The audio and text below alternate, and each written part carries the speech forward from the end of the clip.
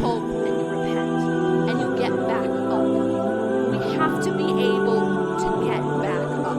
Because if we're a people who just stay down every time we slip, we will not be successful. There's this very powerful quote I read, and it goes like this: you don't drown by falling into the ocean. You drown by staying there. You don't drown by falling, you drown by staying. And that's the mistake that we make sometimes. When we fall, when we slip, when we're in a low place, we just stay there. We don't get back up. So the key is that you can't lose hope and have to be able to get back up. Be careful what you focus on. Shift your focus. And when you shift your focus, you shift your world. See, there's another principle, and it goes like this: whatever you focus on grows. Alright? We have to be a people who focus on the light. If we focus on darkness, it's gonna grow. When we focus on everything that's going wrong, everything that's missing, then we start to feel more and more poor. What you focus on grows. So gratitude, very powerful. Allah subhanahu wa ta'ala tells us, وَإِذْ تَأَذَّنَ رَبُّكُمْ لَإِنْ شَكَرْتُمْ لَأَزِيدَنَّكُمْ. If you're thankful, I will bless you. One other thing when it comes to focus is this: we have to be careful not to focus only on material things.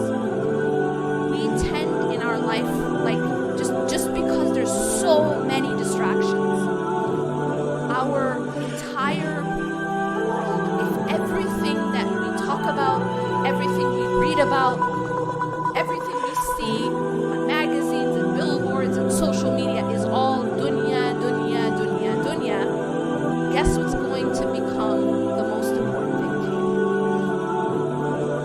Anyone? Dunya, great. You're all psychologists. Dunya.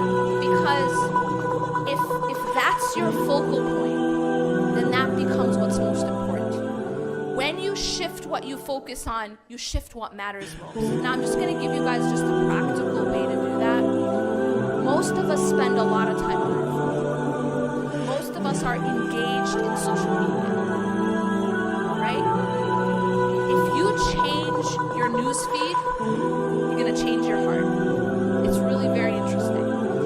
Your newsfeed, what you follow, what you read every day, what you look at every day, what you listen to every day, all of that is input that goes to the heart. Everything you see, everything you hear, everything you speak, everything you read, that's all input. It's like food, right? Let me ask you a question.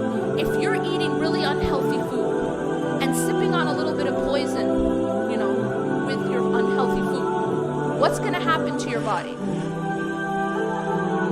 You're going to be unhealthy, and eventually you're actually slowly killing yourself. The same thing happens spiritually. When what we're reading and what we're looking at and what we're taking in and the messages and the concepts and the haram that we look at and forget the haram for a second, just how much we're obsessed with appearances. Like, we live in a society right now where we are obsessed with how everyone and everything looks, right? It's all about looks. What you're wearing, how you look, being perfect, right? You gotta be perfect. You gotta have a perfect life, perfect children, perfect spouse, perfect skin, and if you don't, put a filter on it. And this is the way we are obsessed with appearing perfect. And we're obsessed with how things look. Now that focus becomes what's most important to us. But how did that happen? It happened because all we're looking at every single day is just appearances, right? What's this person wearing? What's in fashion? How do you contour this in all the millions of ways?